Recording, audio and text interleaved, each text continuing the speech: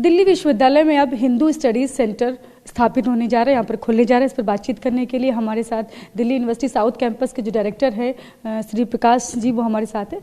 Sir, आप Hindu studies centre को लेकर 17 मेंबर्स की जो कमेटी बनाई गई है, ये कब तक अप्रूवल कब तक मिल जाना है, कब शुरू हो जाएगा?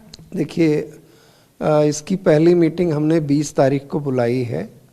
इसमें हमारे सारे विभागों के हेड्स, खास करके ह्यूमैनिटीज़ एंड सोशल साइंसेस के डीन्स, ये सब लोग शामिल हैं, क्योंकि कोई भी कोर्स शुरू करने से पहले कुछ चीज़ों का ध्यान करना होता है कि टीचिंग अरेंजमेंट्स हम कैसे करेंगे, स्टूडेंट्स की एलिजिबिलिटी क्या होगी, कौन कौन से स्टूडेंट इसमें एलिजिबल होंगे या सबके लिए खोलेंगे, इसी तरीके से कितने स्टूडेंट रखने चाहिए शुरुआती दौर में, इसका इंफ्रास्ट्रक्चर हम कहाँ से प्रोवाइड करेंगे, किस जगह क्लास करा पाएंगे। तो ये कुछ ऐसे मुद्दे हैं जिन पर हम लोग 20 तारीख को बैठ रहे हैं, और उसके बाद हमारी कोशिश होगी कि जल्दी से जल्दी ये प्रक्रिया पूरी हो और हम विश्वविद्यालय की तरफ से विद्यार्थियों को एक नया कोर्स दे पाएँ।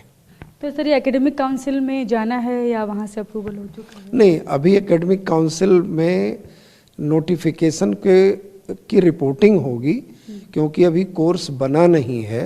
एकेडमिक काउंसिल में कोर्स बना करके जाएंगे, कितनी फैकल्टी की रिक्वायरमेंट है, कितने स्टूडेंट हम एडमिट करेंगे, सिलेबस का क्या स्वरूप होगा, ये सारी बातें हम एकेडमिक काउंसिल के पटल पर रखेंगे। लेकिन अभी जो 25 तारीख को एकेडमिक काउंसिल होनी है, उसमें ये मुद्दा नहीं जाएगा, उसमें ज़्यादा से ज़्यादा नोटिफिकेशन पे की रिपोर्टिंग हो जाएगी। तो फिर कब तक ये एकेडमिक काउंसिल में जाएगा ये? हम उम्मीद कर सकते हैं कि अगली एकेडमिक काउंसिल जो होगी, अभी तो ये 25 तारीख को एकेडमिक काउंसिल है, इसमें नहीं जा रहा, लेकिन इसके बाद जो भी एकेडमिक काउंसिल महीने भर के भीतर या 1.5 महीने के भीतर होगी, तो उसमें ले जाने की कोशिश करेंगे। तब तक हम अपनी तैयारी कर लेंगे, पूरी तैयारी के साथ अपने टीचर रिप्रेजेंटेटिव्स के पास जाएंगे। सर, क्या क्या सिलेबस कुछ तैयार किया है, कुछ क्या पढ़ाया जाएगा? अभी पूरे देश में 20 से अधिक विश्वविद्यालयों में ये चल रहा है। यूजीसी की वेबसाइट पर एक सिलेबस आप देख सकते हैं। यूजीसी ने नेट का एक बार एग्ज़ाम कंडक्ट कर लिया है, दूसरी बार इसका एग्ज़ाम होने वाला है। तो जो सिलेबस अन्य विश्वविद्यालयों में चल रहा है, उससे भी हम मदद लेंगे, और कुछ दिल्ली विश्वविद्यालय के जो अपने अनुभव हैं, जो ज़रूर होने चाहिए विद्यार्थियों के लिए, उसको भी इसमें साझा करेंगे, और फिर एक ऐसा पैकेज बनाएंगे जिसमें हमारे विद्यार्थी को आगे चल के लाभ हो। फिर भी सर, अगर कुछ मोटा मोटा कुछ बता सके, कुछ आउटलाइन आपने तैयार की हुई? नहीं, देखिए, हमने तो यूजीसी का जो सिलेबस है उसी को भी फिलहाल ध्यान में रखा है, लेकिन देश बदल रहा है, इस विषय की प्रामाणिकता ठीक से स्थापित हो, और जो भ्रांतियां रहती हैं हिंदू शब्द को लेकर के, हिंदू जीवन पद्धति को लेकर के, उनके मूल्यों को लेकर के, वो भ्रांतियां हम समाज से दूर कर सकें, इसका एक प्रयास होगा। तो सर, इसकी ज़रूरत क्यों पड़ी? मतलब जैसे अक्सर सवाल उठता है कि क्या छात्रों की तरफ से ये मांग थी या खुद आपकी पहल पर ये किया गया? नहीं, देखिए, मैं जो यूजीसी का सिलेबस बना, सौभाग्य से मैं उसका सदस्य था, तो मैंने इसकी महत्ता समझी।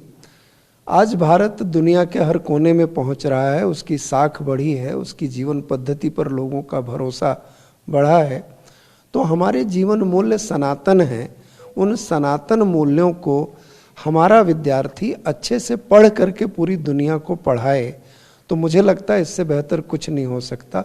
आज फ्लोरिडा में ही 2 हिंदू विश्वविद्यालय चलते हैं, एक हिंदू यूनिवर्सिटी चलती है, एक इंटरनेशनल हिंदू यूनिवर्सिटी चलती है। आज ऑक्सफोर्ड में हिंदू स्टडीज़ का सेंटर है। जर्मनी में 12 विश्वविद्यालयों में इस तरह की पढ़ाई, जहाँ पर थियोलॉजिकल स्टडीज़ की भी पढ़ाई हो रही, क्रिश्चियनिज्म की भी पढ़ाई हो रही है, बुद्धिज्म की भी पढ़ाई हो रही है।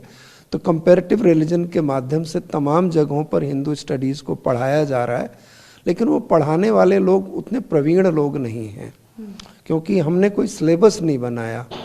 तो अब एक सिलेबस बनेगा, उनको दक्षता दी जाएगी, और वो जो वास्तविक स्थिति है भारत के जीवन दर्शन की, हिंदू समाज के जीवन दर्शन की, वो दुनिया के समक्ष आएगी और मुझे लगता है कि ये बहुत बड़ा योगदान होने वाला है।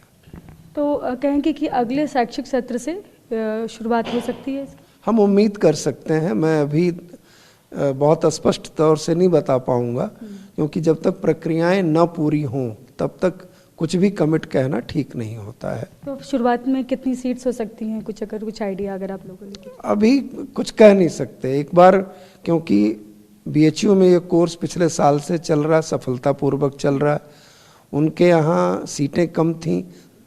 जितनी मेरी जानकारी है शायद 40 सीटें हैं और उनके यहाँ लगभग 700-800 विद्यार्थियों ने एंट्रेंस दिया था।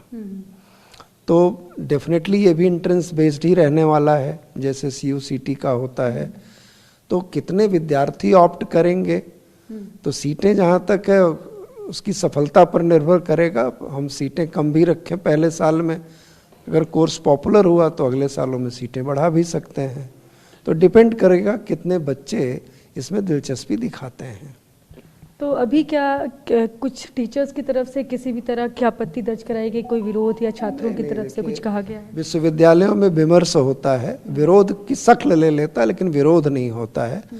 कोई भी विमर्श करेगा, कोई भी बात उनके द्वारा कही जाएगी, तो हम हर चीज़ का प्रमाण के साथ निराकरण करेंगे, और कोई अच्छी बात किसी कॉर्नर से आती है तो उसको भी शामिल करेंगे। क्योंकि एकेडमिक काउंसिल में तभी शायद अप्रूवल हो सकता है जब मतलब बहुमत उस तरफ हो। तो नहीं, देखिए, बहुमत की बात नहीं होती है। एकेडमिक काउंसिल का स्वरूप ऐसा है कि जहां आप अकादमिक विषयों पर चर्चा करते हैं और सभी एक जैसी बात करें, संभव नहीं होता है। आपकी जानकारी में ही होगा कि राष्ट्रीय शिक्षा नीति तमाम विश्वविद्यालयों ने, तमाम बड़े शिक्षाविदों ने, हम सब ने उसकी सराहना की, स्वीकार किया, उसको क्रियान्वित करने का प्रयास कर रहे हैं।